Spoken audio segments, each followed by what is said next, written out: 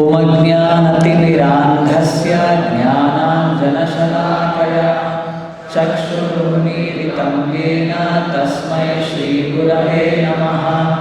नमो ॐ विष्णुपादाय कृष्णप्रेष्ठाय भूतले श्रीमते भक्तिवेदान्तस्वामिनिति नामिने।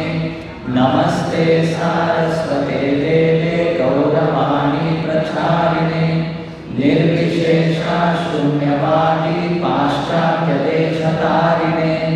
जय श्री कृष्ण चैतन्य प्रभो नित्यानंद श्री अद्वैत गदाधर श्रीवासादि गौरभक्तवृंद।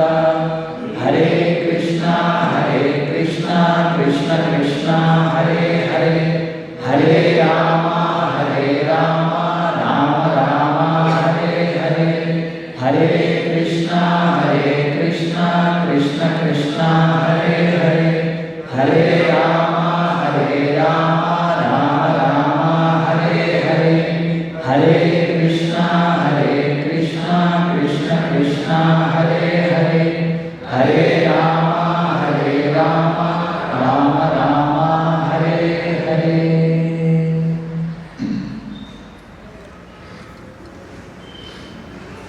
ತಾಯಿ ದೇವಹೂತಿ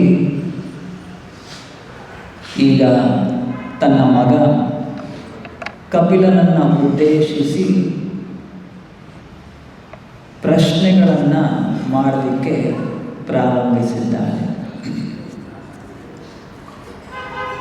ಈ ಒಂದು ಭಾಗ ಏನು ನೋಡ್ತಿದ್ದೇವೆ,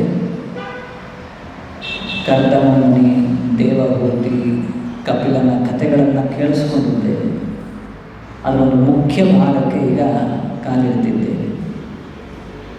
ತಾಯಿ ದೇವಹೂತಿ ಕಪಿಲನ ರೂಪದಲ್ಲಿರುವಂತಹ ದೇವೋತ್ತಮ ಪರಮಪುರುಷನನ್ನು ಪ್ರಶ್ನೆ ಮಾಡಲಿಕ್ಕೆ ಪ್ರಾರಂಭ ಮಾಡ್ತಿದ್ದಾಳೆ. ಈ ಪ್ರಶ್ನೆಗಳಿಗೆ ಉತ್ತರವಾಗಿಯೇ ನಾವು ಮುಂದಿನ ಭಾಗದಲ್ಲಿ ಕಪಿಲನ ಬೋಧನೆಗಳನ್ನು ಕೇಳಿಸ್ಕೊಳ್ತೇವೆ. ಹಲವಾರು ಅಧ್ಯಾಯಗಳು ಇನ್ನು ಕಪಿಲನ ಬೋಧನೆಗಳನ್ನೇ ನಾವು ಕೇಳಿಸ್ಕೊಳ್ತೇವೆ.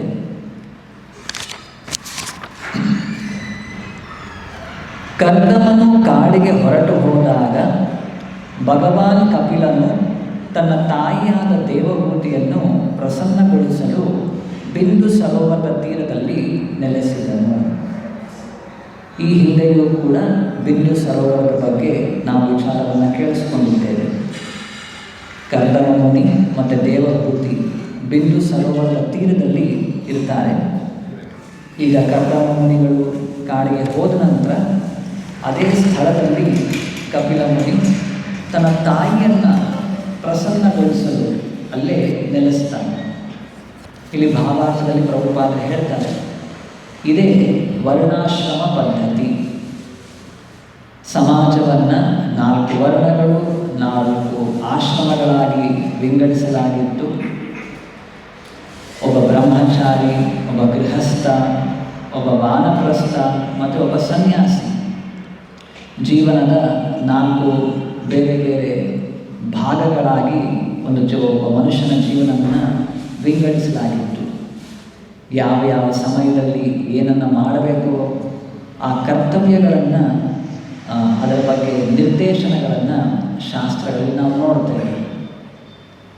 ಕರ್ದಮ ಮುನಿಗಳು ಗೃಹಸ್ಥರಾಗಿ ಜೀವನ ನಡೆಸಿ ಈಗ ವಾನಪ್ರಸ್ಥ ಅಥವಾ ಸನ್ಯಾಸವನ್ನು ಸ್ವೀಕಾರ ಮಾಡಲಿಕ್ಕೆ ಅವರು ಕಾಡಿಗೆ ಹೊರಟು ಹೋಗ್ತಾರೆ. ಹಾಗೆ ಹೊರಟು ಹೋಗಿಲ್ಲ, ಅವರು ತನ್ನ ಹೆಂಡತಿಯಾದಂತಹ ದೇವಹೂತಿಯನ್ನು ಬೆಳೆದು ನಿಂತಹ ಮಗ ಕಪಿಲನಿಗೆ ಒಪ್ಪಿಸಿ ಅವರು ಕಾಡಿಗೆ ಹೋಗ್ತಾರೆ. ಹಾಗಾಗಿ ಪ್ರತಿಯೊಬ್ಬ ಮನುಷ್ಯನೂ ಕೂಡ ಈ ಭೌತಿಕ ಲೋಕದಲ್ಲಿ ಅವನಿಗೆ ನಿರ್ದಿಷ್ಟವಾದ ಕರ್ತವ್ಯಗಳಿರ್ತವೆ. ಆ ಕರ್ತವ್ಯಗಳ ಅನುಸಾರ ಆತ ಧರ್ಮಾಚರಣೆಯನ್ನು ಮಾಡಬೇಕು.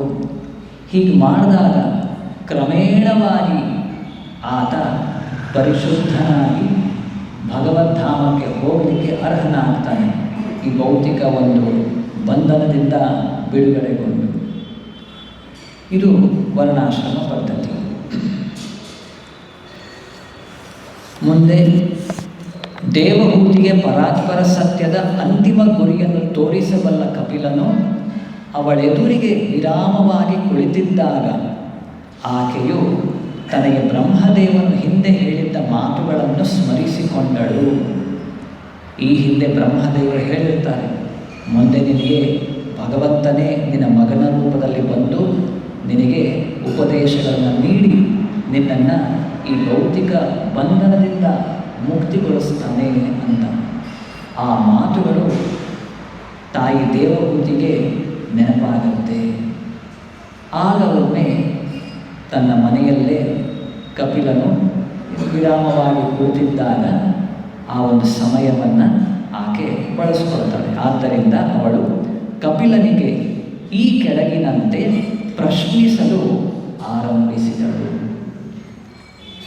ಜೀವನದ ಬಗ್ಗೆ, ಜೀವನದ ಉದ್ದೇಶದ ಬಗ್ಗೆ, ಈ ಭೌತಿಕ ಜಗತ್ತಿನ ಬಗ್ಗೆ, ಭಗವಂತನ ಬಗ್ಗೆ ಎಲ್ಲ ಬಗೆಯ ಪ್ರಶ್ನೆಗಳನ್ನು ದೇವಹೂತಿ ಮಾಡ್ತಾಳೆ. ಅದಕ್ಕೆ ಉತ್ತರವನ್ನು ಕಪಿಲ ಮುನಿ ನೀಡ್ತಾ ಹೋಗ್ತಾನೆ. ದೇವಹೂತಿಯ ಮೊದಲನೇ ಮಾತು ಇದು ಇಂದಿನ ಶ್ಲೋಕ. ದೇವಹೂತಿ ನುಡಿದಳು, ನನ್ನ ಐಹಿಕ ಇಂದ್ರಿಯಗಳಿಂದುಂಟಾದ ಕ್ಷೋಭೆಯಿಂದ ನಾನು ತುಂಬ ನಿರ್ವಿಣ್ಣಳಾಗಿದ್ದೇನೆ. ನನ್ನ ಪ್ರಭುವೇ, ಈ ಇಂದ್ರಿಯ ಕ್ಷೋಭೆಯ ಕಾರಣದಿಂದಾಗಿ ನಾನು ತಮಸ್ಸಿನ ಪಾತಾಳಕ್ಕೆ ಬಿದ್ದಿದ್ದೇನೆ. ತಾಯಿ ದೇವಹೂತಿ ನಮ್ಮೆಲ್ಲರ ಪರವಾಗಿ ಈ ಮಾತುಗಳನ್ನು ಆಡ್ತಿರೋದು. ಭಗವದ್ಗೀತೆಯಲ್ಲಿ ಅರ್ಜುನನು ಕೂಡ ಇದೇ ರೀತಿ ಕೃಷ್ಣನನ್ನು ಉದ್ದೇಶಿಸಿ ಪ್ರಶ್ನೆಯನ್ನು ಮಾಡ್ತಾನೆ. ಅದೇ ರೀತಿ ಇಲ್ಲಿ ದೇವಹೂತಿಯು ಕೂಡ ಕಪಿಲನನ್ನು ಉದ್ದೇಶಿಸಿ ಪ್ರಶ್ನೆಯನ್ನು ಮಾಡ್ತಿದ್ದಾಳೆ. ಈ ಪ್ರಶ್ನೆಗೆ ಸಿಗುವಂತಹ ಉತ್ತರ ಬರೀ ದೇವಹೂತಿಗಷ್ಟೇ ಅಲ್ಲ, ಇಡೀ ಮಾನವ ಸಮಾಜಕ್ಕೆ ಇದು ಅಪ್ಲಿಕೇಬಲ್. ಇದು ಬೇಕಾದಂತಹ ಒಂದು ನಿರ್ದೇಶನಗಳು. ಹಾಗಾಗಿ ನಮ್ಮೆಲ್ಲರ ಒಂದು ಸ್ಥಾನವನ್ನು ವಹಿಸಿ ತಾಯಿ ದೇವಹೂತಿ ಈ ಪ್ರಶ್ನೆಯನ್ನು ಮಾಡ್ತಿರೋದು. ಇಲ್ಲಿ ಆಕೆ ಹೇಳ್ತಿದ್ದಾಳೆ, ಇಂದ್ರಿಯ ಕ್ಷೋಭೆಗೆ ಒಳಗಾಗಿದ್ದೇನೆ, ನಿರ್ವಿಣ್ಣಳಾಗಿದ್ದೇನೆ, ತಮಸ್ಸಿನ ಪಾತಾಳಕ್ಕೆ ಬಿದ್ದಿದ್ದೇನೆ ಅಂತ. ದೇವಹೂತಿಯ ಕಥೆಯನ್ನು ನಾವು ಕೇಳಿದ್ದೇವೆ. ಸ್ವಯಂಭುವ ಮನು ದೊಡ್ಡ ಸಾಮ್ರಾಟ್, ಮಹಾರಾಜನ ಮಗಳು, ರಾಜಕುಮಾರಿ. ಆಕೆ ಕರ್ದಮ ಮುನಿಗಳಂತಹ ದೊಡ್ಡ ಯೋಗಿ ಅವರನ್ನು ವಿವಾಹಗೊಳ್ಳುತ್ತಾಳೆ. ಅರಮನೆಯ ಎಲ್ಲ ಸುಖ ಭೋಗವನ್ನು ತ್ಯಜಿಸಿ ಆಕೆ ಕಾಡಿನಲ್ಲಿ ಆಶ್ರಮದಲ್ಲಿ ವಾಸ ಮಾಡ್ತಿದ್ದಾಳೆ. ತನ್ನ ದೇಹಕ್ಕೆ ಬೇಕಾದ ಎಲ್ಲ ಸುಖವನ್ನು ಬದಿಗಿಟ್ಟು ಆಕೆ ಸೆಲ್ಫ್ಲೆಸ್ಲಿ ನನಗೆ ಏನೋ ಅದನ್ನು ಸ್ವಲ್ಪ ಕೂಡ ಇಟ್ಕೊಳ್ಳದೆ ತನ್ನ ಪತಿಯ ಸೇವೆಯಲ್ಲಿ ಆಕೆ ಎಷ್ಟೋ ವರ್ಷ ತೊಡಗಿರ್ತಾಳೆ. ಆ ರೀತಿ ಮಾಡ್ತಿರುವ ಸೇವೆಯಿಂದಾಗಿ ಆಕೆಯ ದೇಹ ಬಹಳ ಕೃಶವಾಗಿ ಬಿಟ್ಟಿರುತ್ತೆ. ಕಾಡಿನಲ್ಲಿ ಸರಿಯಾದ ಆಹಾರ ಇಲ್ಲದೆ ಸದಾ ಸೇವೆಯಲ್ಲಿ ತೊಡಗಿರೋದು. ಅಲ್ಲದೆ ಭಾಗವತ ಹೇಳೋದು ಹೇಗೆ ಆಕೆಯ ಕೂದಲು ಕೂಡ ಆಕೆ ಸರಿಯಾಗಿ ಅದನ್ನು ನೋಡ್ಕೊಳ್ತಿರೋದಿಲ್ಲ. ಹಾಗಾಗಿ ಇಟ್ ಹ್ಯಾಡ್ ಬಿಕಮ್ ಮ್ಯಾಟೆಡ್ ಲಾಕ್ಸ್. ಅದೆಲ್ಲ ಒಂದು ರೀತಿ ಆಗಿಬಿಟ್ಟಿರುತ್ತೆ, ದೇಹ ಕೃಶವಾಗಿಬಿಟ್ಟಿರುತ್ತೆ. ಆಕೆಯ ಬಟ್ಟೆ ವಸ್ತ್ರ ಅಷ್ಟು ಉತ್ತಮವಾಗಿ ಇರೋದಿಲ್ಲ. ಸದಾ ಪತಿಯ ಸೇವೆಯಲ್ಲಿ ತೊಡಗಿರ್ತಾಳೆ. ಅಂತಹ ದೇವಹೂತಿ ಈ ಮಾತನ್ನು ಹೇಳ್ತಿರೋದು. ಇಂದ್ರಿಯ ಕ್ಷೋಭೆಯ ಕಾರಣದಿಂದಾಗಿ ನಾನು ತಮಸ್ಸಿನ ಪಾತಾಳಕ್ಕೆ ಬಿದ್ದಿದ್ದೇನೆ. ದೇವಹೂತಿ ಈ ರೀತಿ ಹೇಳ್ತಿದ್ದಾಳೆ ಅಂದರೆ ಇನ್ನು ನಾವೇನು ಹೇಳಬೇಕು? ನಮಗೆ ಹೇಳಲಿಕ್ಕೆ ಮಾತೇ ಇಲ್ಲ. ನಾವು ಈಗ ಪಾತಾಳಕ್ಕಿಂತ ಕೆಳಗಡೆ ಏನಿದೆ ಹುಡುಕಬೇಕೀಗ ನಾವು ಹೇಳಬೇಕಂದ್ರೆ. ನಮ್ಮ ಪರಿಸ್ಥಿತಿ ಇಂತಹದ್ದು. ಆಧುನಿಕ ಜಗತ್ತಿನಲ್ಲಿ ಆಧುನಿಕ ವಿದ್ಯಾಭ್ಯಾಸ ಇರ್ಬೋದು, ಶಾಲಾ ಕಾಲೇಜುಗಳಿರ್ಬೋದು, ಅಥವಾ ಮಾಧ್ಯಮಗಳಲ್ಲಿ ಟಿ ವಿ ಸಿನಿಮಾಗಳಲ್ಲಿ ಏನು ನೋಡ್ತೇವೆ ಅದರಿಂದ ಏನೆಲ್ಲ ನಾವು ಕಲಿತು ಇಂದ್ರಿಯ ಭೋಗ ಜೀವನವೇ ನಮ್ಮ ಜೀವನದ ಉದ್ದೇಶ. ಚೆನ್ನಾಗಿ ಇಂದ್ರಿಯಗಳನ್ನು ತೃಪ್ತಿಗೊಳಿಸಬೇಕು, ಇದೇ ಸಕ್ಸಸ್, ಇದೇ ಪರ್ಫೆಕ್ಷನ್. ಈ ರೀತಿ ತಪ್ಪಾಗಿ ನಾವು ಕಲಿತ್ಕೊಂಡು ಅದನ್ನೇ ಮಾಡ್ತಾ ಬಂದಿದ್ದೇವೆ ಎಷ್ಟೋ ವರ್ಷಗಳ ಕಾಲ. ಇನ್ನು ನಮ್ಮ ಪರಿಸ್ಥಿತಿ, ನಾವು ಇನ್ನೆಂತಹ ಪ್ರಶ್ನೆಯನ್ನು ಕೇಳಬೇಕು. ಹಾಗಾಗಿ ನಮ್ಮ ಒಂದು ಸ್ಥಾನವನ್ನು ವಹಿಸಿಕೊಂಡು ತಾಯಿ ದೇವಹೂತಿ ಈ ಪ್ರಶ್ನೆಯನ್ನು ಮಾಡ್ತಿರೋದು.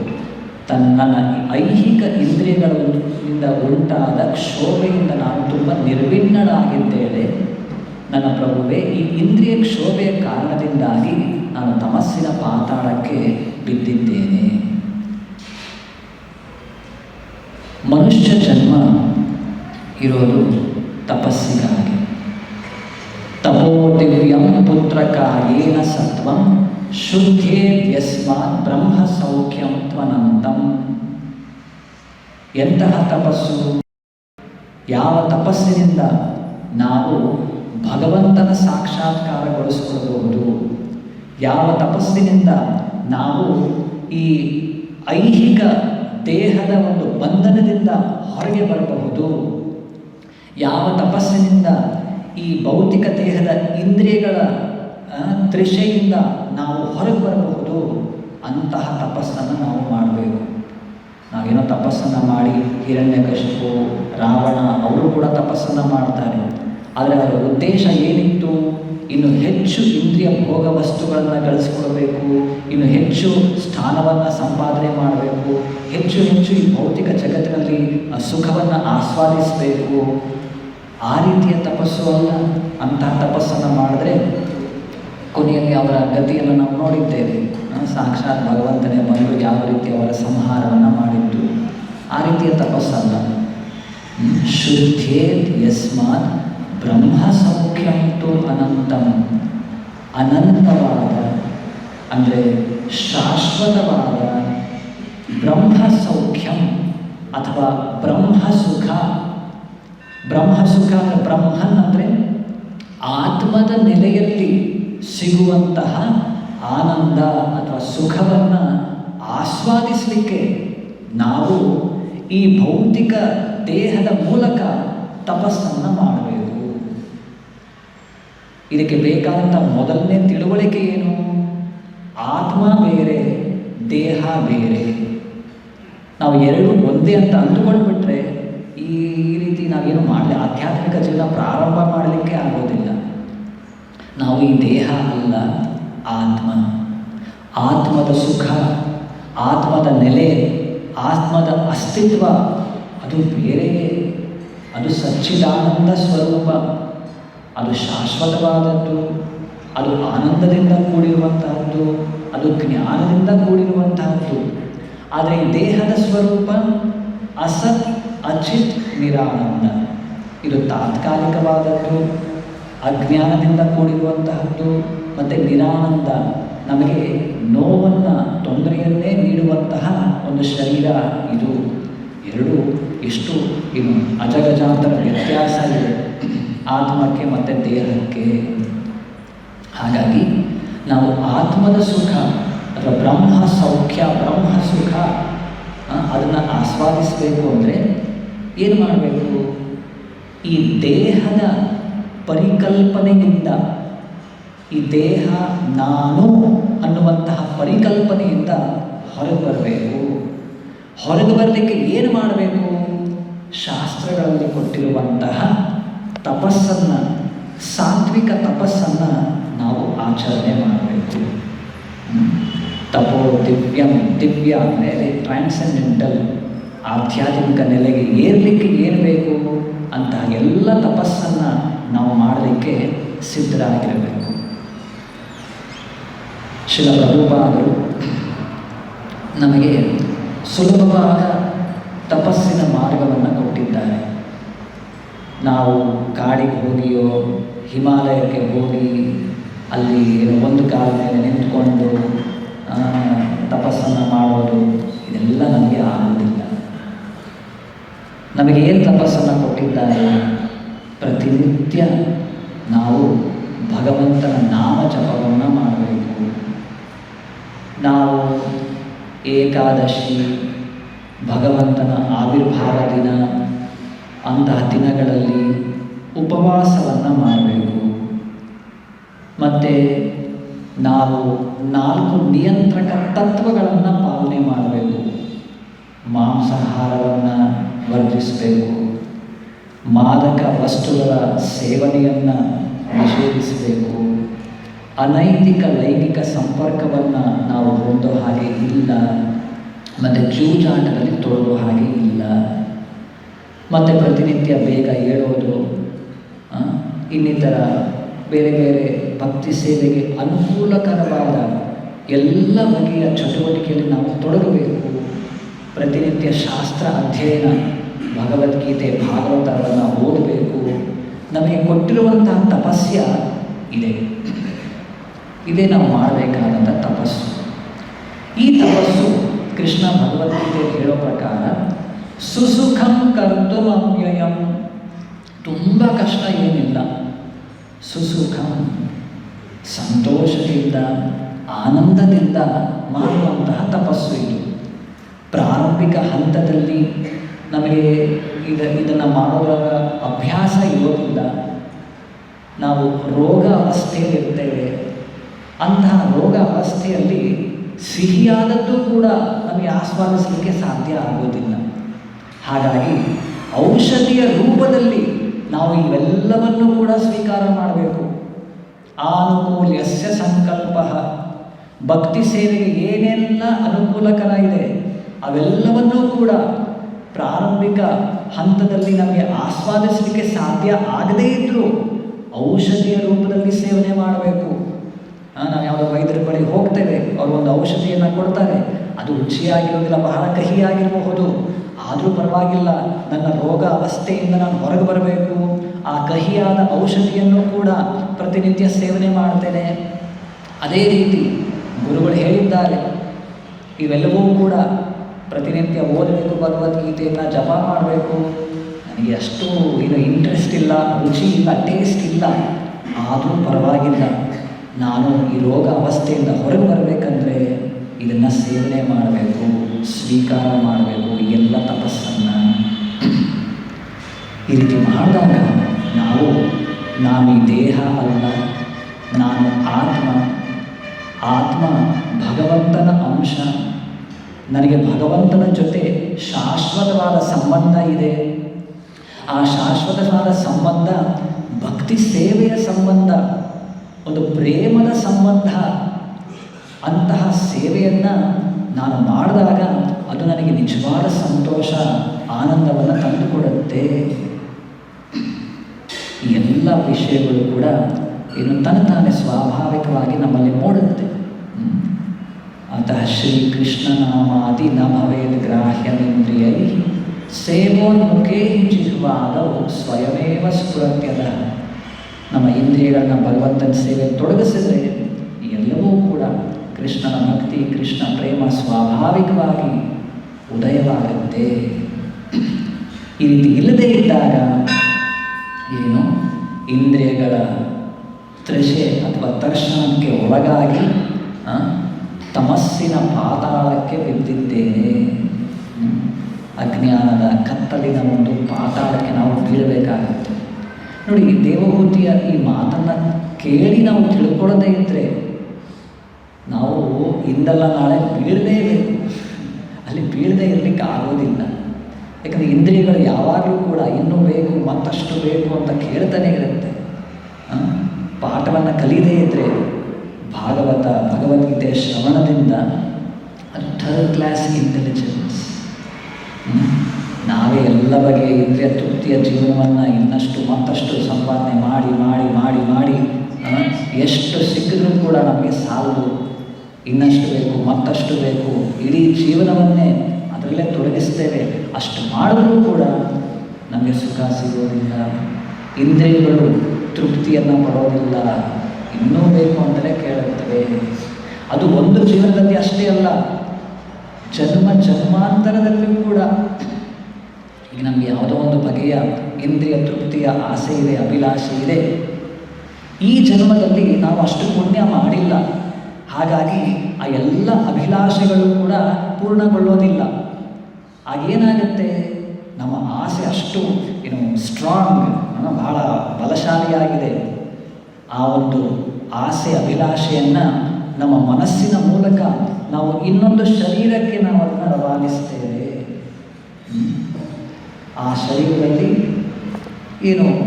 ಯಾವೆಲ್ಲ ಆಸೆಗಳು ಈಡೇರಿಲ್ಲ, ಮತ್ತೆ ಆ ಶರೀರದಲ್ಲಿ ಮತ್ತೆ ಅದನ್ನು ತೃಪ್ತಿಗೊಳಿಸಲಿಕ್ಕೆ ಪ್ರಯತ್ನ ಪಡ್ತೇವೆ. ಹೀಗೆ ಜನ್ಮ ಜನ್ಮಾಂತರಗಳ ಲೈಫ್ ಆಫ್ಟರ್ ಲೈಫ್, ಒಂದು ದೇಹ, ಇನ್ನೊಂದು ದೇಹ, ಮತ್ತೊಂದು ದೇಹ, ಈ ರೀತಿ ದೇಹಗಳ ಬದಲಾವಣೆ ಆಗ್ತಾ ಹೋಗುತ್ತೆ. ಇಂದ್ರಿಯ ತೃಪ್ತಿಯಲ್ಲಿ ತೊಡಗಿರ್ತೇವೆ.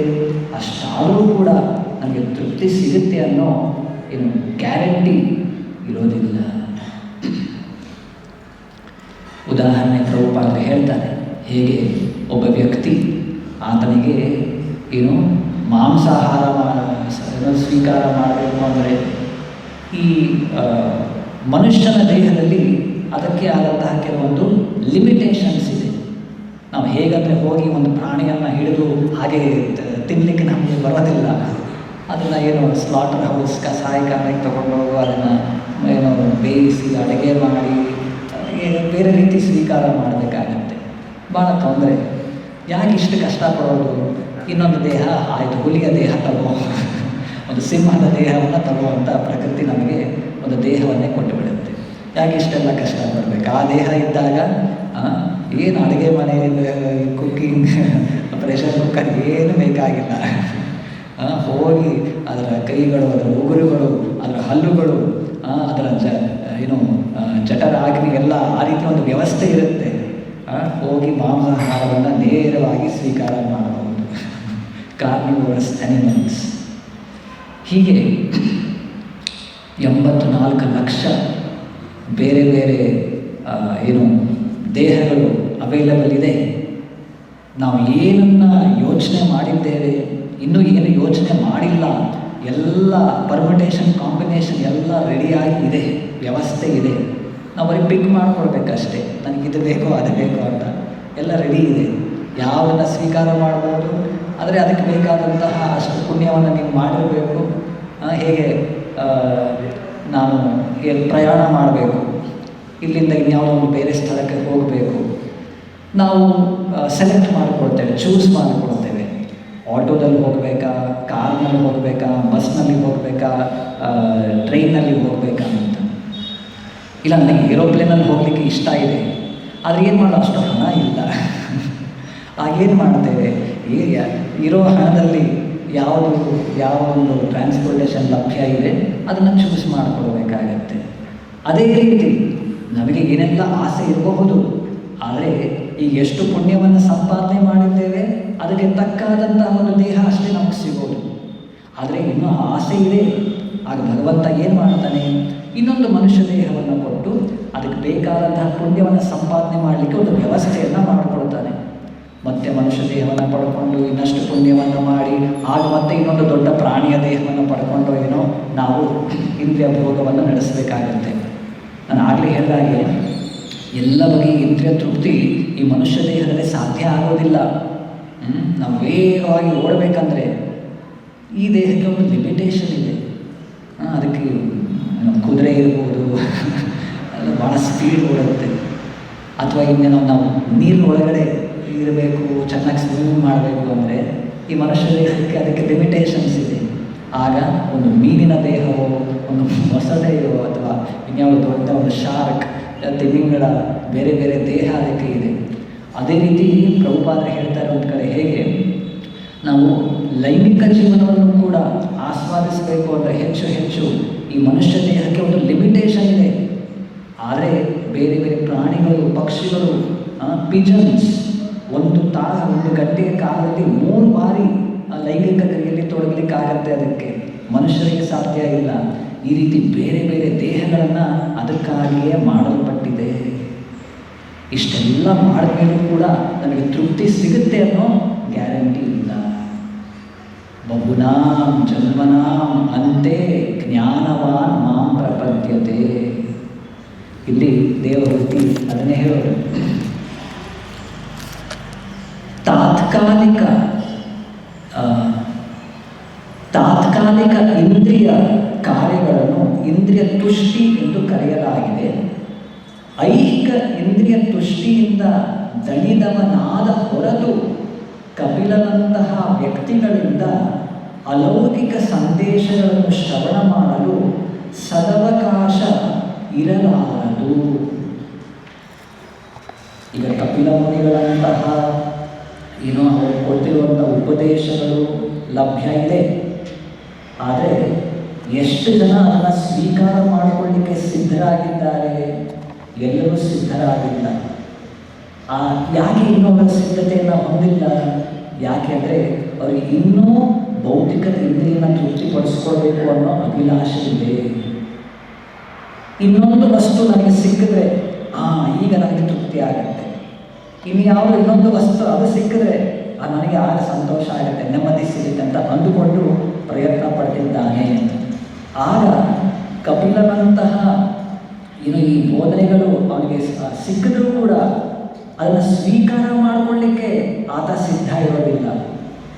ಆತ ಸ್ವೀಕಾರ ಮಾಡಿಕೊಳ್ಳಿಕ್ಕೆ ಯಾವಾಗ ಸಿದ್ಧನಾಗ್ತಾನೆ?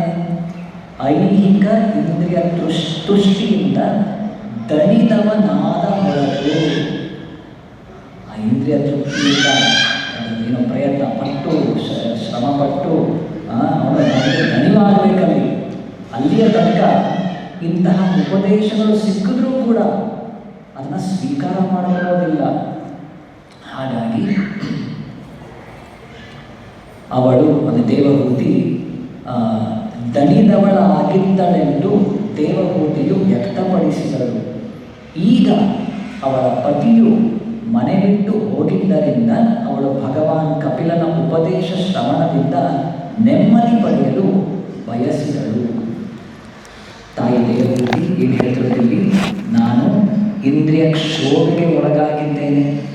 ಇಂದ್ರಿಯ ಕ್ಷೋಭೆಯ ಕಾರಣದಿಂದ ತಮಸ್ಸಿನ ಪಾತಾಳಕ್ಕೆ ಬಿದ್ದಿದ್ದೇನೆ. ಈ ಒಂದು ಮನಸ್ಥಿತಿ ಎಲ್ಲಿಯ ತನಕ ನಮಗೆ ಬರೋದಿಲ್ಲ, ಅಲ್ಲಿಯ ತನಕ ಈ ಉಪದೇಶಗಳನ್ನು ನಮಗೆ ಯಾರು ನೀಡಿದರೂ ಕೂಡ ಅದನ್ನು ಸ್ವೀಕಾರ ಮಾಡಿಕೊಳ್ಳಿಕ್ಕೆ ನಾವು ರೆಡಿ ಇರೋದಿಲ್ಲ. ಈ ಒಂದು ಮನಸ್ಥಿತಿಗೆ ಬಂದಾಗ ಮಾತ್ರ ಇಂತಹ ಉಪದೇಶಗಳನ್ನು ಸ್ವೀಕಾರ ಮಾಡಿಕೊಳ್ಳಿಕ್ಕೆ ಸಾಧ್ಯ ಆಗುತ್ತೆ. ಹಾಗಾಗಿ ನಾವೇ ಇಂದ್ರಿಯ ತಮಸ್ಸಿನ ಪಾತಾಳಕ್ಕೆ ಬಿದ್ದು ಇಂದ್ರಿಯ ಜೀವನದಲ್ಲಿ ತೊಡಗಿ ಅನುಭವಿಸಿ ಆಮೇಲೆ ಈ ಒಂದು ಹಂತಕ್ಕೆ ಬರ್ತೇವೆ ಅಂದರೆ ಇಟ್ಸ್ ಥರ್ಡ್ ಕ್ಲಾಸ್ ಇಂಟೆಲಿಜೆನ್ಸ್. ಪ್ರಭುಪಾದರು ಉದಾಹರಣೆಯನ್ನು ಕೊಡ್ತಾರೆ. ಇಲ್ಲಿ ಯಾರೋ ಹೇಳ್ತಾರೆ ಇಲ್ಲಿ ವಿಷ ಇದೆ ಅಂತ, ಅದು ಕುಡಿದ್ರೆ ಸತ್ತೋಗ್ಬಿಡ್ತೀವಿ ಅಂತ ಹೇಳ್ತಾರೆ. ಫಸ್ಟ್ ಕ್ಲಾಸ್ ಇಂಟೆಲಿಜೆನ್ಸ್, ಹೌದ ವಿಷ ಬೇಡಪ್ಪ, ದೂರ ಇರೋಣ, ಅದು ಮುಟ್ಟೋದು ಬೇಡ. ಸೆಕೆಂಡ್ ಕ್ಲಾಸ್ ಇಂಟೆಲಿಜೆನ್ಸ್ ಏನು? ನಾನು ಮುಟ್ಟೋದಿಲ್ಲ, ಅಬ್ಸರ್ವ್ ಮಾಡ್ತೇನೆ, ಯಾರದನ್ನು ತಗೊಳ್ತಾರೆ ನೋಡ್ತೇನೆ, ಅದು ತಗೊಂಡಾಗ ಅವ್ರಿಗೆ ಏನಾಗುತ್ತೆ ಅಬ್ಸರ್ವ್ ಮಾಡ್ತೇನೆ. ಅದು ತಗೊಂಡ ತಕ್ಷಣ ಅವರು ಹೋಗ್ಬಿಟ್ರು, ಸರಿ ಆಗ ನಾನು ಪಾಠ ಕಲಿತೇನೆ, ನಾನು ತಗೊಳ್ಳೋದಿಲ್ಲ ಅಂತ. ಥರ್ಡ್ ಕ್ಲಾಸ್ ಇಂಟೆಲಿಜೆನ್ಸ್, ನಾನು ಯಾರ ಮಾತನ್ನು ನಂಬೋದಿಲ್ಲ, ಯಾರನ್ನು ನಾನು ಬಿಲೀವ್ ಮಾಡೋದಿಲ್ಲ. ನೀವು ಹೇಳಿ ನಾನು ಯಾಕೆ ಕೇಳಬೇಕು? ನಾನು ತಗೊಂಡು ಟೆಸ್ಟ್ ಮಾಡ್ತೇನೆ, ನಾನು ಸೈಂಟಿಫಿಕ್ ಇದ್ದೇನೆ, ವಿಜ್ಞಾನ ಎಲ್ಲ ಕಲ್ತಿದ್ದೇನೆ, ನಾನು ಟೆಸ್ಟ್ ಮಾಡಬೇಕು, ಚೆಕ್ ಮಾಡ್ತೇನೆ, ಅದಾದಮೇಲೆ ನಾನು ಅಕ್ಸೆಪ್ಟ್ ಮಾಡ್ಕೊಳ್ತೇನೆ ಅಂದರೆ ತಗೊಳ್ಳಿ ವಿಷ ಹೀಗೆ. ಹಾಗಾಗಿ ಎಲ್ಲ ವಿಷಯಗಳನ್ನು ನಾವು ನಮ್ಮ ಇಂದ್ರಿಯಗಳ ಮೂಲಕ, ನಮ್ಮ ಬುದ್ಧಿಯ ಮೂಲಕ, ಇದ್ರ ಮೂಲಕವೇ ಅರ್ಥ ಮಾಡಿಕೊಳ್ತೇವೆ ಅಂದರೆ that is third class intelligence.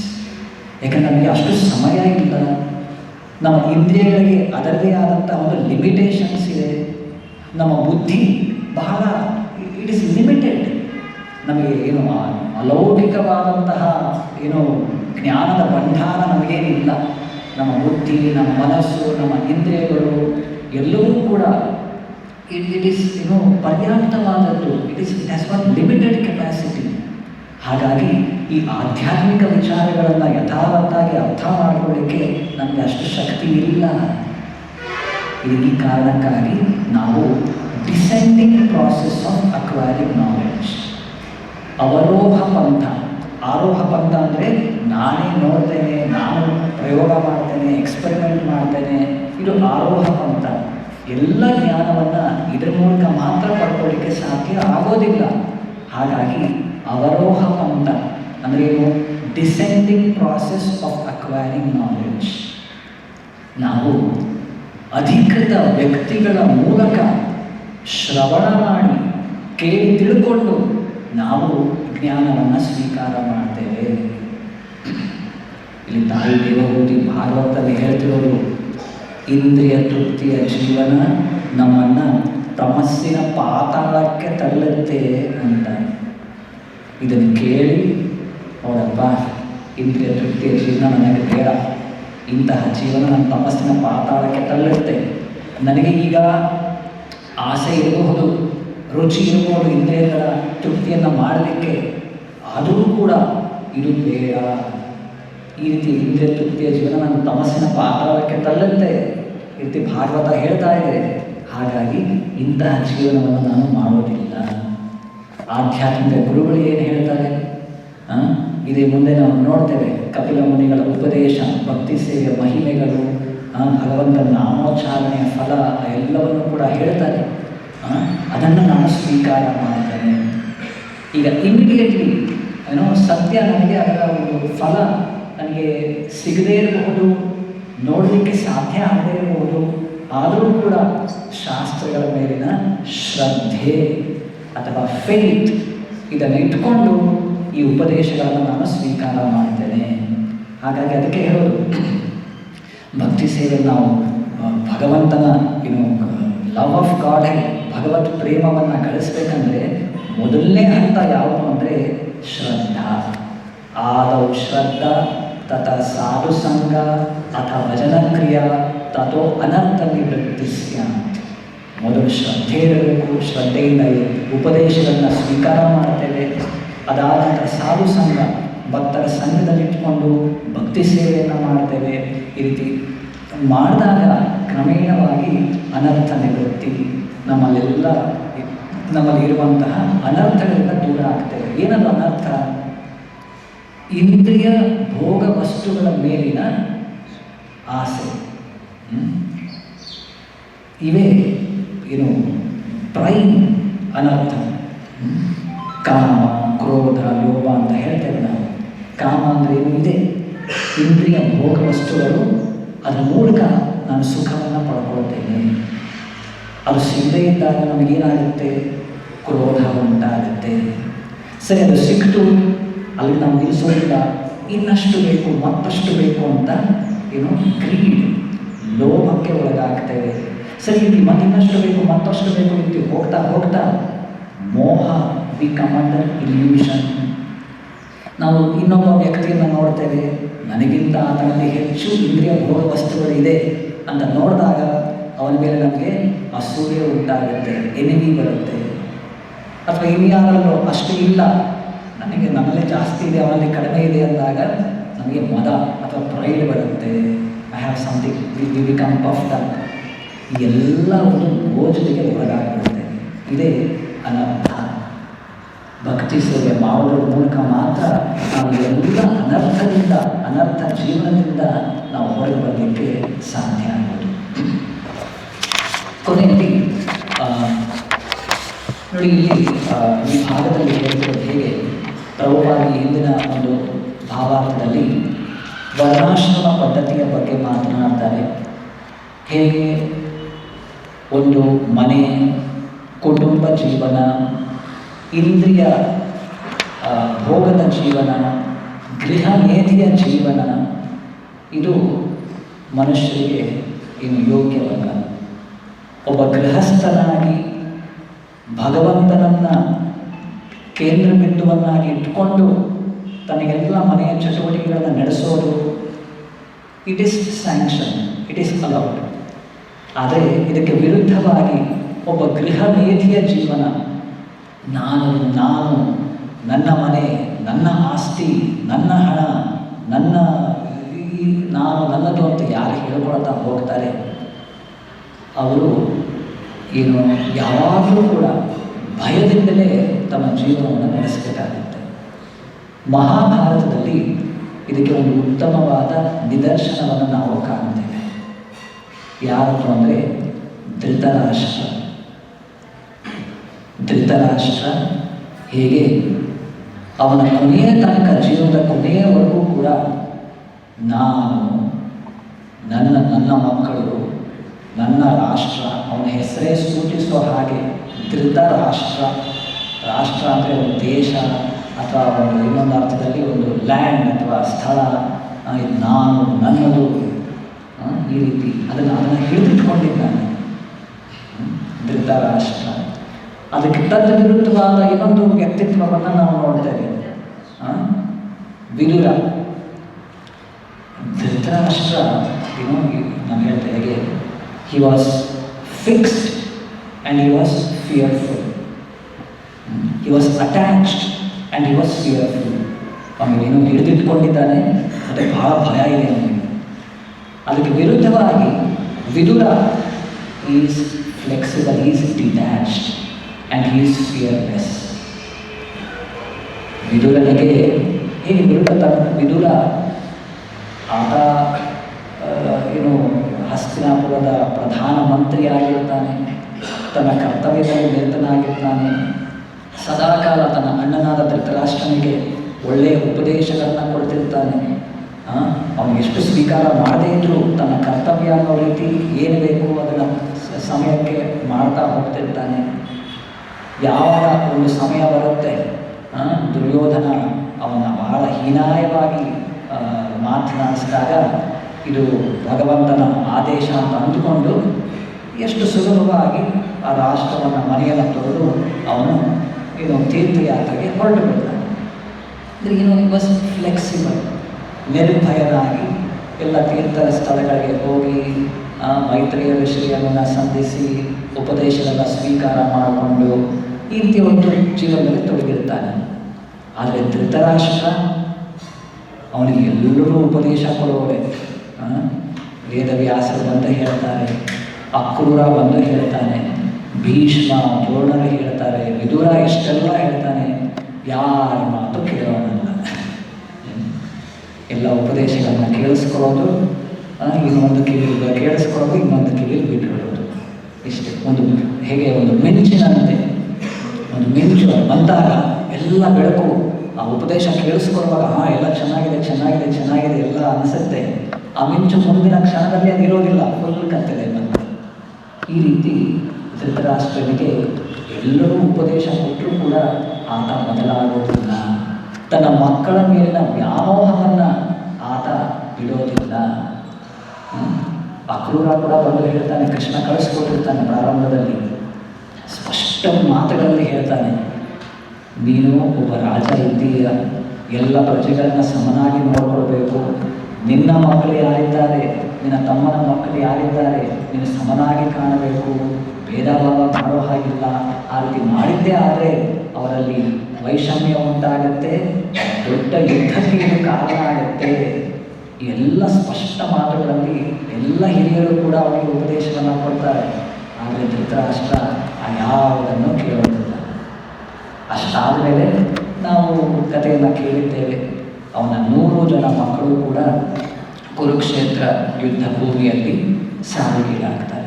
ಅಷ್ಟಾದ ಮೇಲೂ ಕೂಡ ಇನ್ನೂ ಅರಮನೆಗಳೇ ಇಟ್ಕೊಂಡು ಅಲ್ಲಿ ಒಂದು ಮೋಡ ಜೀವನದಲ್ಲಿ ಅಲ್ಲೇ ಸುಖವಾಗಿ ಇಟ್ಕೊಂಡು ಇರ್ತಾನೆ. ಆಗ ಮತ್ತೊಮ್ಮೆ ಯಾರು ಬರೋದು? ವಿದುರ. ನೋಡಿ, ವಿದುರನಿಗೆ ಅಟ್ಯಾಚ್ಮೆಂಟ್ ಅವನ ನನ್ನ ಮಾತು ಕೇಳಲಿಲ್ಲ, ಅವನ ಪಾಠ ಕಲಿಯಲಿಲ್ಲ, ಹಾಗೆ ಆಗಲಿ ಅವನು ಆ ರೀತಿ ಮನಸ್ಥಿತಿ ಇರಲಿಲ್ಲ. There was no jealousy, there was no grudge. ಪರವಾಗಿಲ್ಲ, ಈಗಲಾದರೂ ಇಷ್ಟೆಲ್ಲ ಆದಮೇಲಾದರೂ ಅವನು ಪಾಠ ಕಲಿತಾನ, ಪ್ರಯತ್ನ ಮಾಡೋಣ ಅಂತ ಮತ್ತೊಮ್ಮೆ ವಿದುರ ಅರಮನೆಗೆ ಬಂದು ಧೃತರಾಷ್ಟ್ರನಿಗೆ ಹಲವಾರು ಉಪದೇಶಗಳನ್ನು ಕೊಡ್ತಾನೆ. ಅದರಲ್ಲಿ ಕೆಲವನ್ನ ನಾನು ಓದಿ ಹೇಳ್ತೇನೆ. ಇದು ಭಾಗವತದ 1ನೇ ಸ್ಕಂದದಲ್ಲಿ ಈ ಒಂದು ಅಧ್ಯಾಯ ಇದೆ. ವಿದುರನ ಉಪದೇಶ ಧೃತರಾಷ್ಟ್ರನಿಗೆ. Mahatma Vidura knew all this, and therefore he addressed Dhritarashtra saying, My dear king, please get out of here immediately. Do not delay. Just see how fear has overtaken you. ಓ ಮಹಾರಾಜ ಧೃತರಾಷ್ಟ್ರ, ತತ್ಕ್ಷಣ ಈ ಒಂದು ಸ್ಥಳದಿಂದ ಹೊರಗೆ ಹೋಗು. ಯಾವ ರೀತಿ ಭಯದಿಂದ ನಿನ್ನ ಜೀವನ ಕೂಡಿದೆ. This frightful situation cannot be remedied by any person in the material world. ಈ ಭೌತಿಕ ಲೋಕದಲ್ಲಿ ಈ ಒಂದು ಭಯದಿಂದ ನಿನಗೆ ಬಿಡುಗಡೆ ಕೊಡಲಿಕ್ಕೆ ಯಾರಿಗೂ ಸಾಧ್ಯ ಇಲ್ಲ. My Lord, it is the supreme personality of Godhead as eternal time, Kala, that has approached us all. ಸಾಕ್ಷಾತ್ ಭಗವಂತನೇ ಕಾಲದ ರೂಪದಲ್ಲಿ ನಿನ್ನ ಬಳಿಗೆ ಬಂದಿರೋದು. ಆ ಕಾಲದ ರೂಪದಲ್ಲೇ ನಿನ್ನ 100 ಜನ ಮಕ್ಕಳನ್ನು ನಿನ್ನಿಂದ ದೂರ ಮಾಡಿದ್ದಾನೆ.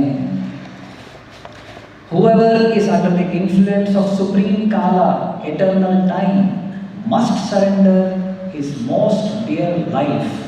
And what to speak of other things such as wealth, honor, children, land and home. ಯಾರು ಕಾಲದ ಒಂದು ಪರಿಧಿಗೆ ಒಳಗಾಗ್ತಾರೆ, ತಮ್ಮ ಜೀವನವನ್ನೇ ಅವರು ಬಿಟ್ಟು ಹೋಗಬೇಕಾಗತ್ತೆ. ಇನ್ನು ಅವರ ಮನೆ, ಅವರ ಆಸ್ತಿ, ಹಣ, ಮಕ್ಕಳು, ಹೆಂಡತಿ, ಸ್ನೇಹಿತರು, ಅವರ ಬಗ್ಗೆ ಹೇಳೋದೇನಿದೆ. ಕಾಲನ ಒಂದು ಚಕ್ರದಲ್ಲಿ ಎಲ್ಲರೂ ಸಿಲುಕೊಂಡು ಅವರ ಸಮಯ ಬಂದಾಗ ಎಲ್ಲರೂ ಕೂಡ ದೂರ ಆಗ್ತಾರೆ. ಒಮ್ಮೆ ನಮ್ಮ ಈ ದೇಹವೇ ನಮ್ಮಿಂದ ದೂರ ಆಗುತ್ತೆ. Your father, brother, well-wishers, sons, all are dead and passed away. And you yourself have expended the major portion of your life.